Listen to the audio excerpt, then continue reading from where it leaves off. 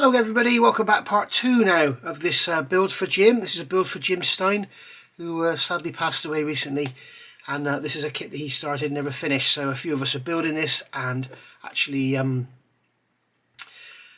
sort of, you know, in remembrance of Jim really. And there's lots and lots of people. Jeff Donahue started it all off, and Pete over at Oscar Modelling. So there we go. So I'm on part 2 now.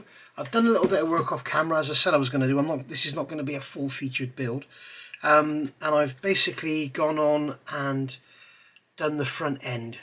If you are building one of these, the instructions here are about as clear as mud into the placement of these parts. I was going to video it, but I didn't know what I was doing, and I wasn't sure until I got everything glued up, and then it was too late. Sorry, but basically this piece here, A17. Goes into the end of that front crossbar. Remember, there was a big slot in there, so that's really straightforward. But what it doesn't tell you is the angle, because as you can see, the chassis is straight along here, but it kicks down at the front. So does that piece go in line with the chassis, or what does it do? You don't really know, and I still don't know now. It'll all bend up, and it can move it all together if we need to. So that goes on there. So you're not sure where it's supposed to be angle wise.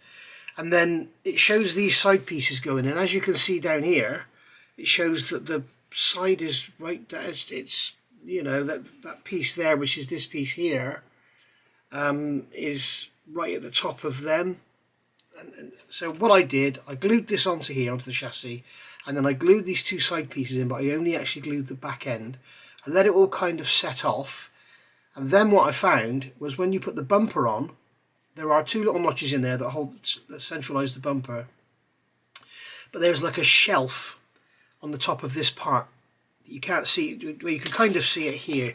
You can see there's like an L section on the end of it, and that bumper sits in that L section, and then these sides sit inside the bumper. So basically all you need to know is that ledge there that I'm pointing at, that ledge there is level with that ledge there, okay, when you want to glue it together. So there you go.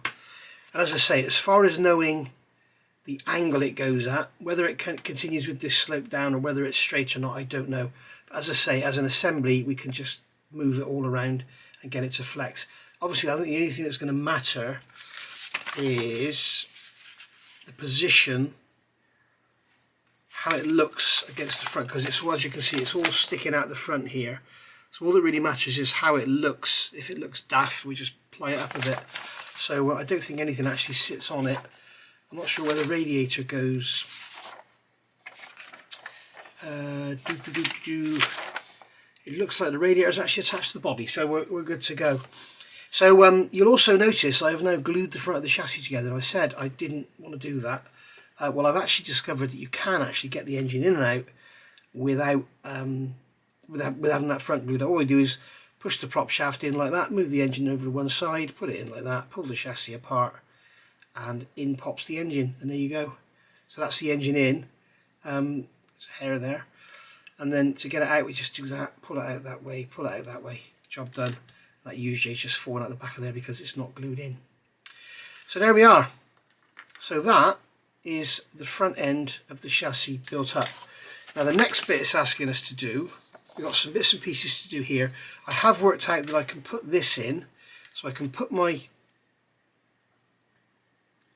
not sure which way around this goes. If you're not sure, have a look at the instructions and there's an idea.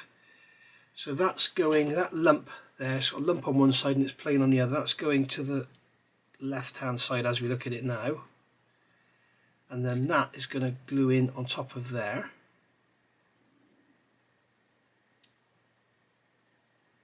And that's going to kind of hold it in.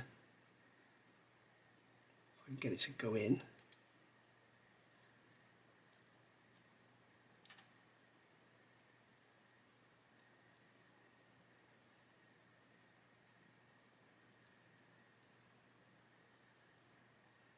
Where will I go in?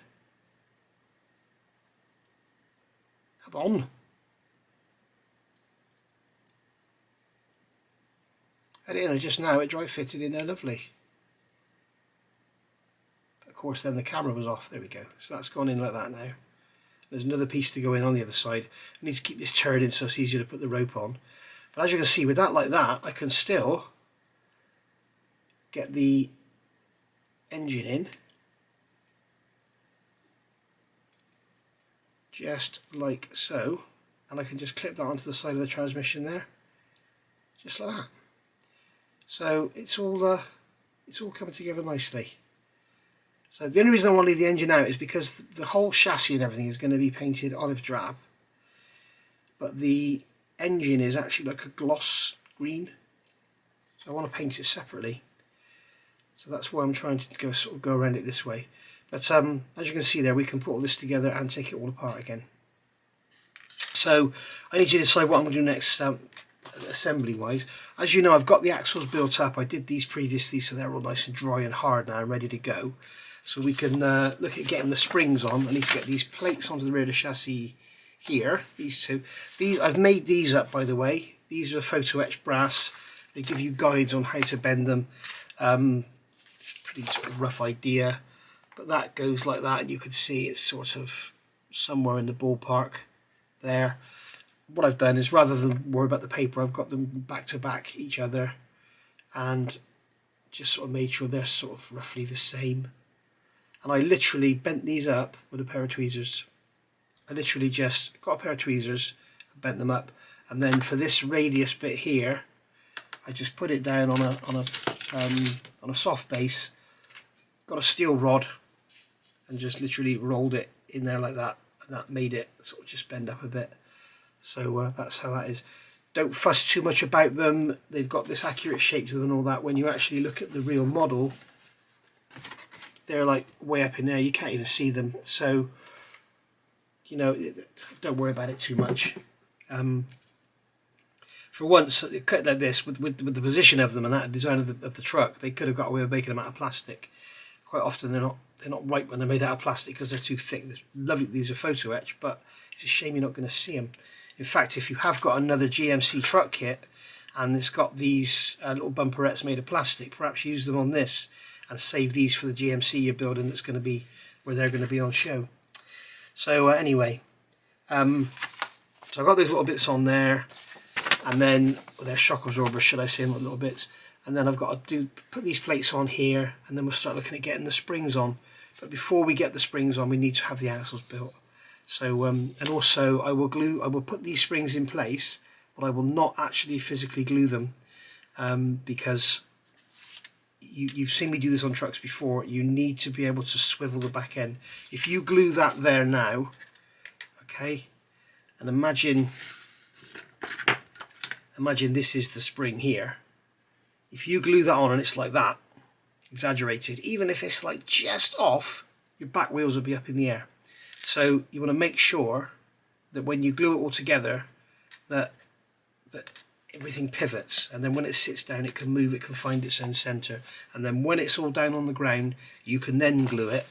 And the other bit of advice I'll give you is don't fit these parts, or fit them to the axles but don't glue the centre until you have got it on its wheels and everything's all nice and hunky-dory, because with these you can actually tilt the axles out of position as well. So yeah, I'll show you how I do that when I come to do it, and then you can see what I've done. So I'll see you back when we've got some more work done. Okay, so we've got lots of bits and pieces together here. We've got the chassis there with the front end dry, and I have actually given it a bit of a tweak. So looking at the construction here, we have the tyres, which I've done and sanded out the seams, and they're all lovely and they're very nice, and I'm so glad they're not vinyl. I've made up the brake drums here. There's 6 of those, so you can see the brake drums, they're there, and they're going to go in the back of the wheels. We'll paint them up with a rust colour or something, we shall see.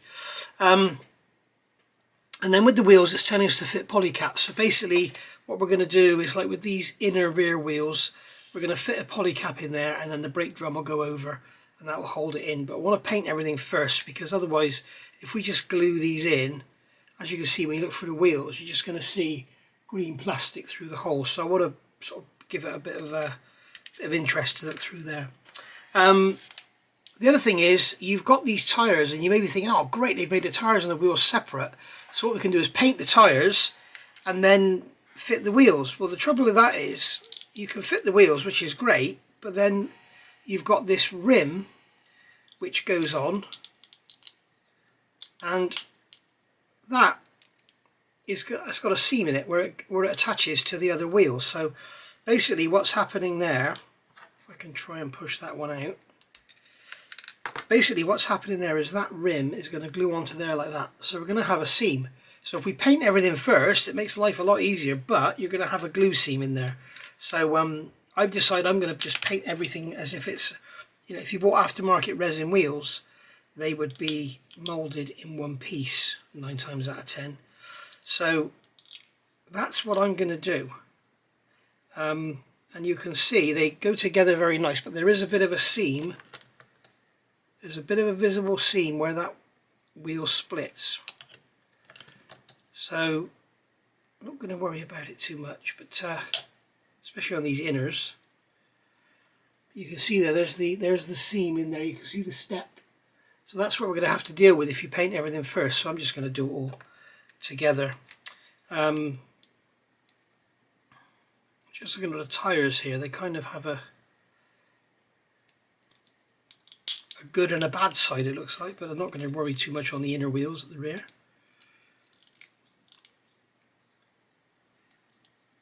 That's again gone together like that. So they took a lot of cleanup. These little wheel rim parts here, they had flash all over the mating faces, and I think like 4 sprue nibs, sprue gates, whatever, per part. So there we go. Let's grab another one of these.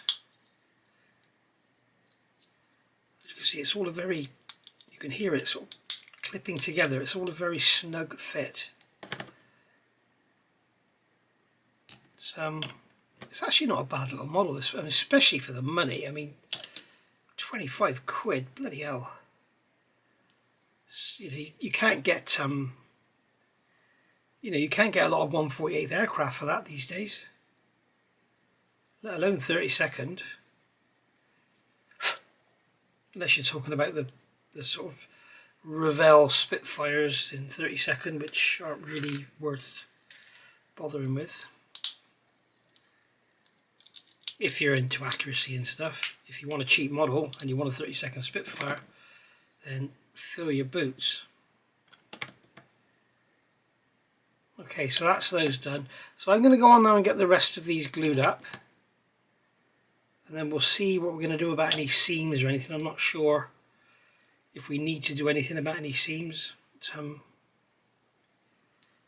they seem to be going together quite nicely. I mean, I could run a little bead around the tyre like that, just to make sure the wheel's glued in. So I'll get the rest done and then I'll come. Alright, so there's all our wheels, everything built up, all looking lovely, nice big hair on that one. So we'll get all those out of the way, and our brakes, we don't need them.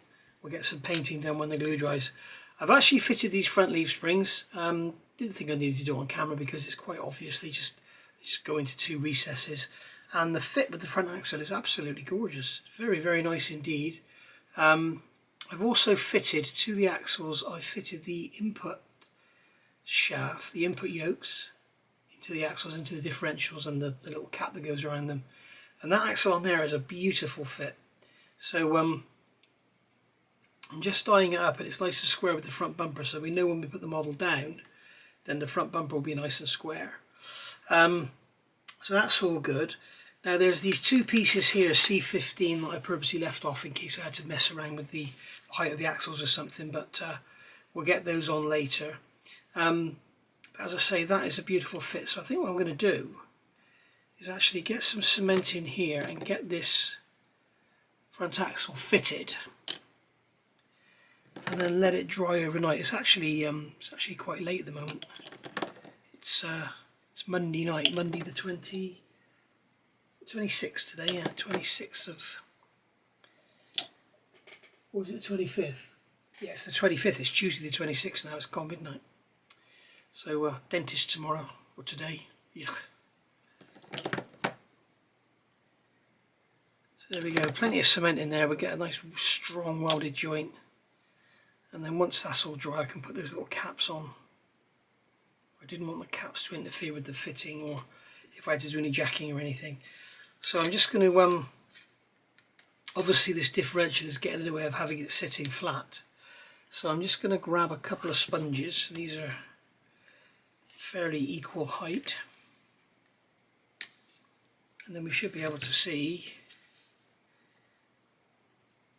that our axle is pretty much parallel with the front bumper, so that's good. Right, so that's that done, so we can let that dry. I also need to fit, before it dries, I need to fit that front prop shaft, which is A38, which is the main road that runs top to bottom of the UK. A38, there he is. I'll get this on. All of these UJs, they've all fitted into these axles and everything with a nice push fit. So as I said earlier, you don't have to glue any of them. And certainly you don't want to glue any of them because you want to get the orientation right. So we'll just clean up that seam on there.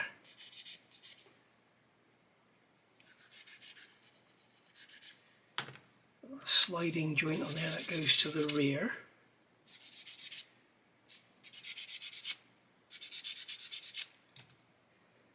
There we go, so that's going to go in there, and as you can see I've got this UJ here is like sort of there, and this one here needs to be kind of the same, and then we can slot this in here and slot that one into there, like go on. So there we are. So now that's all fitted nicely.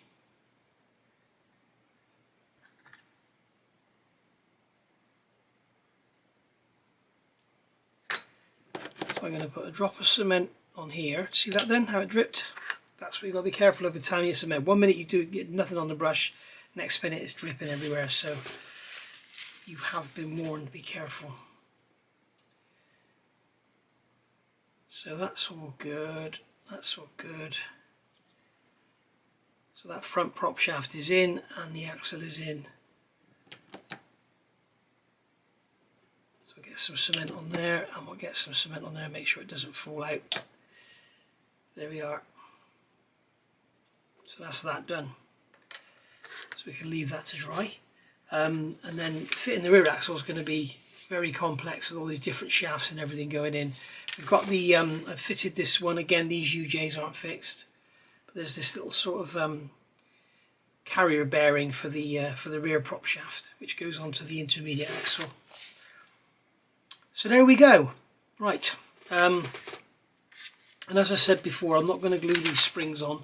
I'll glue the axles to the springs and it'll all pivot on its own. So there we go. So I might get that done now and let that dry. And then, in fact no I won't, I'll leave it, I'll let the front axle dry and then we can use that as a datum for the rear axles. See you in a minute. Well, in a minute for you, probably tomorrow for me. Alright, so we've got springs cleaned up, we've got prop shafts cleaned up. There's a little UJ there has come off one of the axles, I think. Where's that come from? I suspect that's come from there. A little sort of carrier bearing that takes the prop shaft from the intermediate to the rear. Right, so this is very complex. You can see here what they're showing us, all this going together. I got these off the sprues and cleaned them up, and what I did is measured them to make sure that I get the right ones. So A63 is 42mm, A40 is 45mm. So you know the slightly longer one is A40, A63 is the shorter one. What I'm saying to do is glue it all together after you've glued these springs on in the previous stage. The trouble with that is, if you, just to show you exaggerated, if you got the spring like this, say, then obviously your middle axis is going to touch the ground. So I wouldn't recommend gluing these at this stage. Leave them loose. Now another problem I've found, there's two major issues here that has been overlooked by Hobby Boss. if you hold these square to the chassis and you measure, let's use my calipers, it's easier for you to see. If you hold these square to the chassis and you measure over the outside of the springs, you get roughly 31.5 millimeters. That's 32.5 there, but it's roughly 31.5 millimeters. Okay. Now, what they're showing you in the instructions is that there's some ridges on the axles, and these springs go up against them. But if you look at these ridges on the axles, they are actually 33.5 millimeters apart, almost. So it's not very well planned out.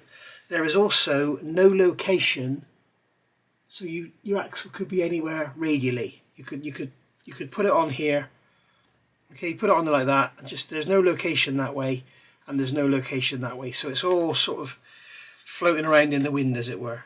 So it needs a little bit of care, and also while it's all going together, you've got the added pleasure of putting in these bloody prop shafts. So what I'm going to do, first of all, I'm going to fit this one here, BB, which is the one with the intermediate bearing on it. And what I've got to do is somehow hold these in place on here, which is easier said than done. Believe me, I've built lots of trucks, and this is probably the worst I've seen for ease of going together. Let's get one of my Rebel Hobby Sweden clamps and just stick that on there, just to keep it together. That's all I want it there for, is just to hold it together. It wants to lay down. Okay, so what we'll do is we'll get the springs in position, we'll get those axles out of the way, and then we'll get this across here. Maybe this is why Jim never finished his. Maybe he got this far and thought, sod this. It's not the best. See, that I can't hold these bloody springs parallel. Let me find another clamping solution. Alright, so I'm doing this axle first because then we can build up the prop shafts. If I do this back one first, then I've got to get the axle, the prop shaft, and those two prop shafts in together. So, right, that one's going to go into there and sit. I'll come here. Oh God, right. So this one's going to go into here and into there, and then the axle's going to sit in there, and I just wish this bloody clamp would hold these effing springs.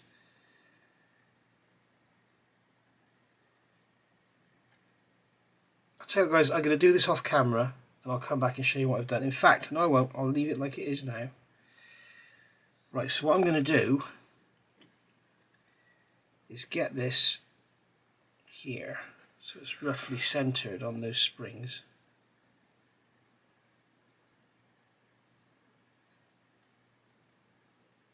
Lift those springs up. I'm just going to put a drop of cement in there, nothing too much.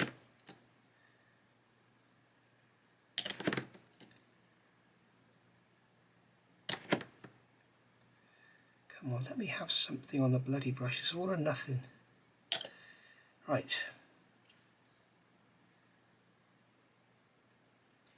And now this one can go into there and into there. I'm going to have to push the axle off its mountings to get it to go in.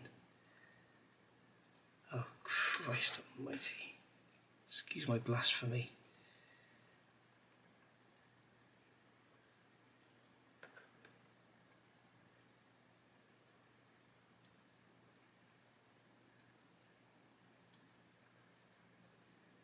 Right. Bring that spring up to meet the axle, bring that one up. This time maybe I could get some glue on the brush, please, that would be nice. It's all or nothing. You saw it before, it was dripping all over the bloody table, and now can't get anything on there. Right. So give that a little squeeze, give that a little squeeze, and just keep everything lined up. Oh, come on, play the... And now it's all gone off to one side. Oh, God.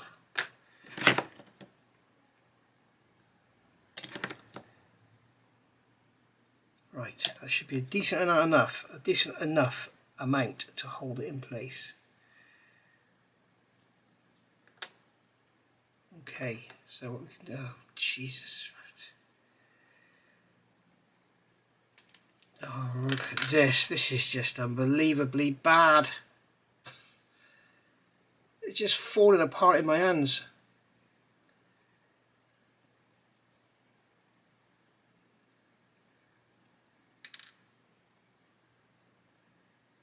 Right, so what we're going to have to do then is glue this axle to these springs. See, the prop shafts all just falling out.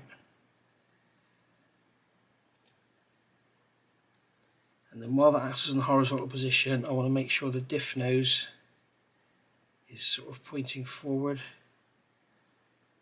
That, right, so that's that one. As we can see, those axles are tapering in at the back. So I need to move them on this axle, move them over just a tad.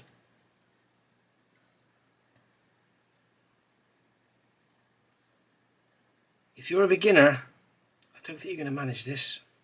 So if I have said at some point that this kit would be okay for the beginner, I'm very sorry, I was terribly mistaken. Because this is not beginner friendly at all, in any stretch of the imagination. Right, so we can now fit this axle, and that's going to go like that. This one has its sliding joint forward again. So I think what I'm going to do is put some glue on it. There's nothing to glue with these bloody things, that's the trouble. There's no contact. You see it just, see that's dripping off the brush now. Oh dear, dear, dear. Right, so that can go into there. And that can sit on there. I've got this upside down.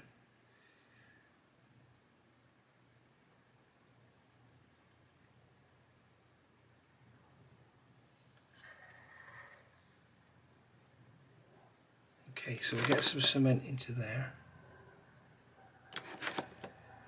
We'll get some cement into there.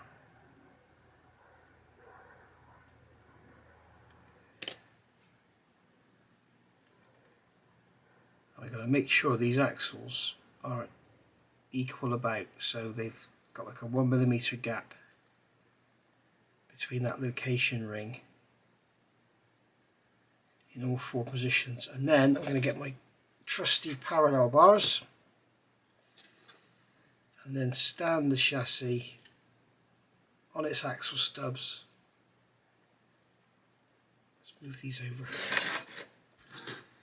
Stand the chassis on its axle stubs in between those bars, just like so. And that will at least make sure that all the axles are all sort of orientated correctly. And then if I turn this around, actually put it this way, the prop shafts can go find somewhere else to live at the moment, saying it politely.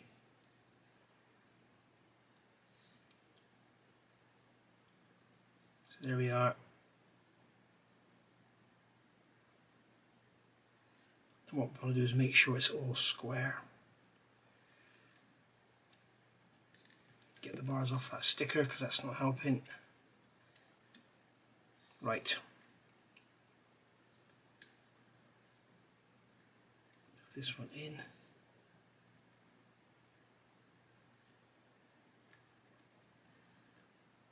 And what I'm doing now, looking at the gaps in here between the spring and that ridge. I'm just going to adjust them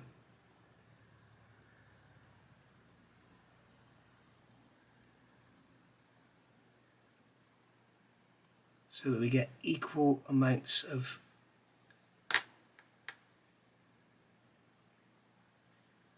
an equal gap between the spring and that ridge on all four. That's what I'm looking for. So I'm going to get some cement into these, and that should make them a little bit movable, and then we can just leave it to cure.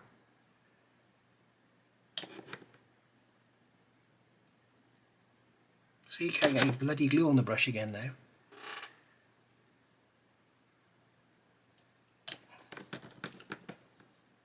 I think there's a sweet spot where you get just the right amount of level, and I know everyone's going to want to tell me that you can pull the bristles out of the brush and have them longer into the glue. I know that. But that's not the problem I've got for this. The problem I got, for some reason, that bloody brush just won't pick anything up. It's more like a stick than a brush. So I reckon that is about right. Okay. I reckon that is about as good as we're going to get it.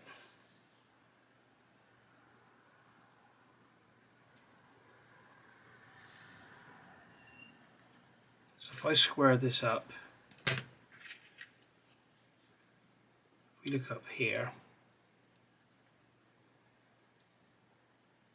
they're roughly 40mm apart. If I do the same down here, and I get the chassis square to those railings, we should see that the gap between that flange and the alley bar is the same on all 4 axles.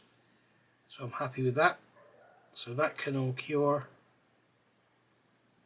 I'm going to get a little bit of weight on there like that, and that can sit there and dry for as long as it wants, because I don't care if I never see the bloody thing again, to be quite frank. So there we go. Right, let that dry. Okay, so good couple of hours later now, been to the dentist, got the all clear. Yes.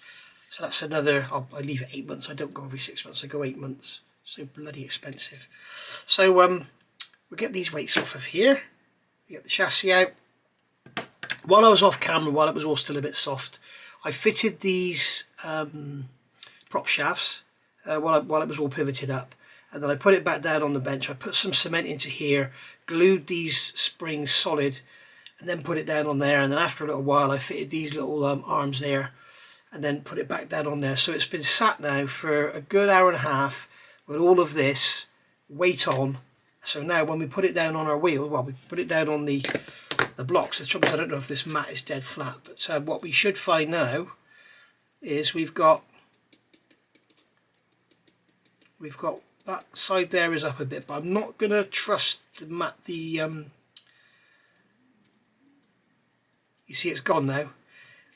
We don't know that this mat is dead flat. It's all like got glue on it and all sorts of bits and pieces. So we'll wait until we've actually got the model on a dead flat surface. In fact, I can try it over here where I know it's flat. See what it's like. I know you can't see what I'm doing, but it's just for information. Okay, yeah, it's lovely.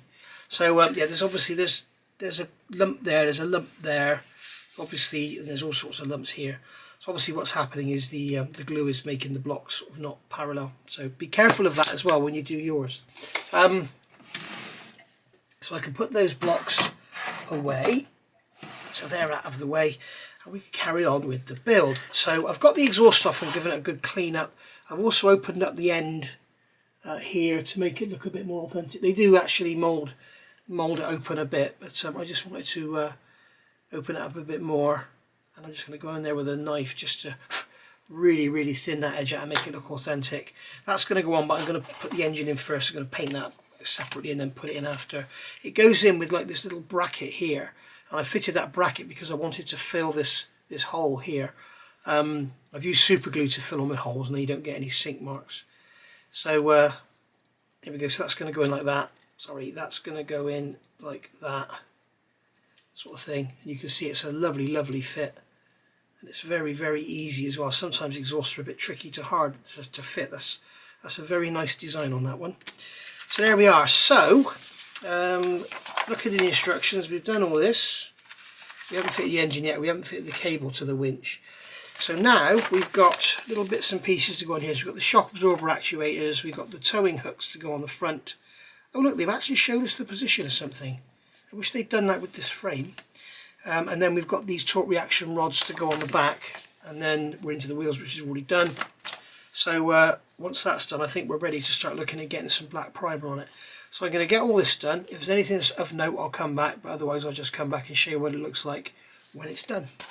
Just one thing of note, guys, I'm fitting these parts here first. These are C9, and these are the torque reaction rods for the top of the axles. So these basically stop the axles swinging on the end of the springs. And what they've got, you can see here, we've got a mounting on one end which is going into the chassis, and then you've got a mounting here which is going onto the axle, but they've got this great big lug sticking out. And the way they're asking us to put them in is like this. So you put that end into the chassis.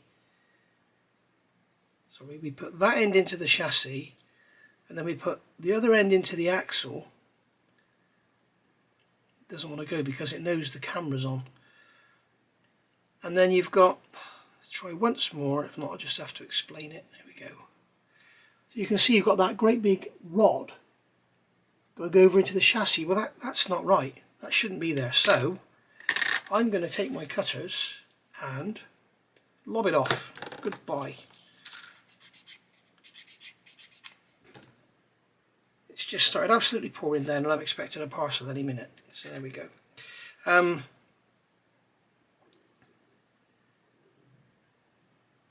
So there we are. So that's going in there. I'm going to get some glue on there first to act like a lubricant, because it will help it go in. Get a drop in there as well. I don't normally glue first. So we can get that into the cross member at the back end.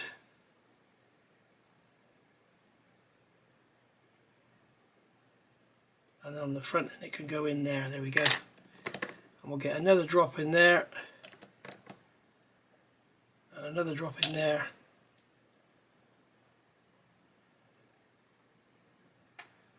There we are. Do the same on this one. Lob that off. Give it a quick sand, and then same again, drop of cement in there. They shouldn't have those great big lumps on them.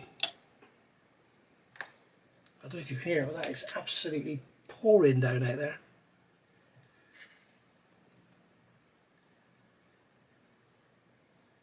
I'm glad it came now, not while I was at the dentist. I would have got soaked anyway, and a t-shirt. There we go, that'll go in there, that'll go in there.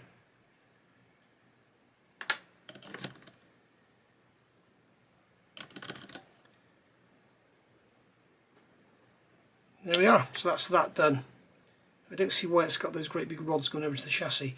That axle there, if anything, it's slightly tilted back. It could come forward a bit.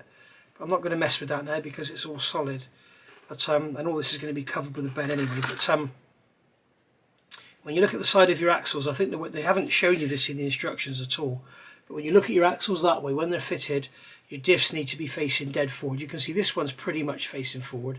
This one is slightly tilted up, and as a result, it's made that part there slightly misaligned. But hey, I'm not going to worry about that at all, not one little bit. If I really want to get fussy, I could put some super glue in that gap, just to fill that gap in there that we've got, but other than that I think I'll just leave it. There we are, job done. So that's those two in, and I'll go on now and put these in, and those little towing eyes. Alright, so there's our chassis done. We can let that all dry now. I've just put those links on the back as you saw just now. I've put these links on the front. Now the shock absorber links going from the leaf springs up to the shock absorbers. Yes, that's how shock absorbers used to be, guys. And we've got the hooks on the front, the towing hooks. I haven't fitted the cable yet because we're going to paint it first, and I haven't decided what I'm going to use. So therefore I also haven't fitted the hook B43 that they're showing it going onto there and onto the winch, but it's wrapping around there. So it doesn't have to, you can wrap the thing around wherever, it doesn't have to go in one particular place. So that's all that done, except for the exhaust and the engine. That is the chassis complete. Oh, I need to put these outriggers on. Oh, I've also noticed I've left that out. That piece there goes in, that is B38. So we'll plonk that one in, and that doesn't affect the alignment of the chassis or anything at all. That just goes in there and just looks pretty. That's just a cross member which is designed to clear the prop shaft, or if you're in America, the drive shaft. There we go. Right, so that's that. I've also got to fit these, so we'll super glue them on. What I will do with these, I will come along with the tip of a sharp knife and I will just gently, I'm not pushing too hard, just gently scratch it, and that'll give the glue something to bite on.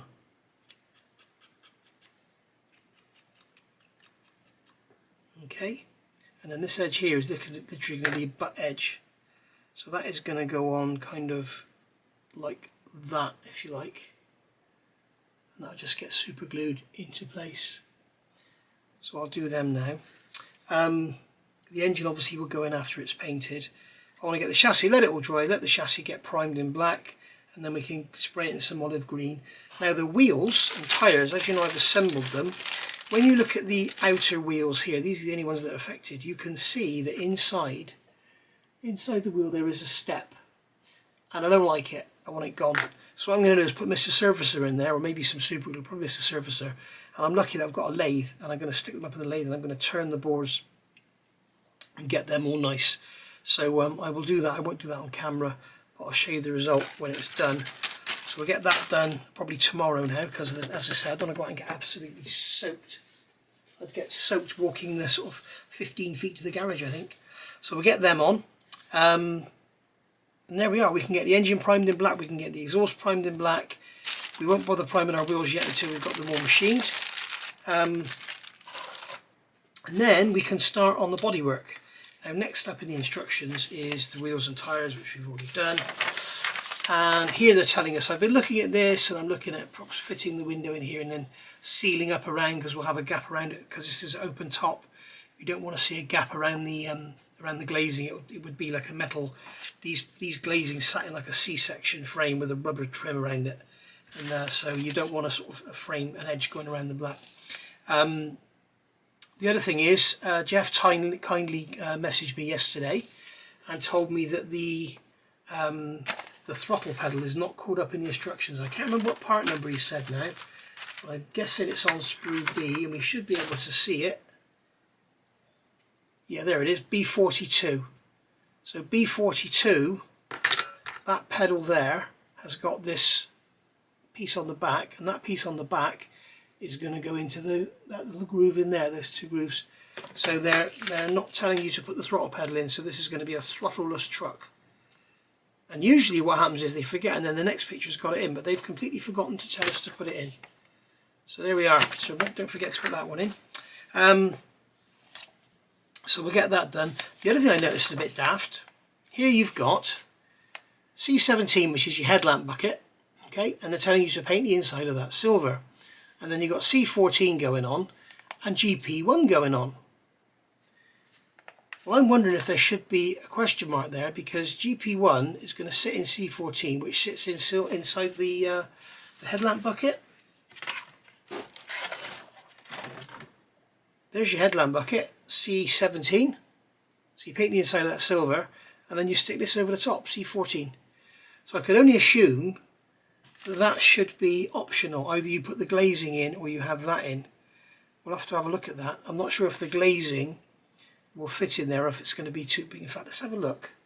Let's have a look now so that you all know before I go. So that in there is 4.94 millimeters, so that's 5 millimeters near as damn it. Where are my clear parts? Have I got any clear parts? Are they missing? This is a bit concerning. I could have sworn I saw some clear parts when I did the quick review.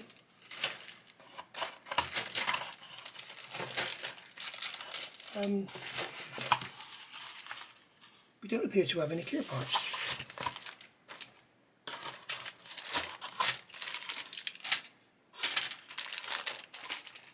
I am sure I remember seeing clear parts.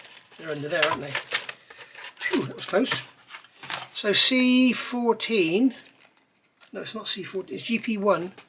If that's 5 mm in diameter, which it isn't, that's designed to fit inside. So C14, this piece here is going to go into the headlamp, and then you're going to fit that on. So maybe drill that out or just paint that silver and stick C14 in there. sorry, GP1. But, very strange. Or even glue that onto there, let it dry, and then when it's dry, bore it out, and then put the clear part in. That would be probably a better option. That's going to look a bit silly like that. We'll just put covers over them. Right, so there we go. Thank you for watching. I'll see you all soon for part 3. Today is Tuesday the 26th. So I think Jeff will be putting out today. I think he'll be putting out part 8. I think he put out part 7 yesterday. Haven't watched it yet. So I'll have to catch up on that. But yeah, thank you for watching. Hopefully you're enjoying it. And remember, this is for Jim Stein, and in remembrance of him, who sadly recently passed away suddenly. So I'll see you all soon. Thank you for watching. Bye for now.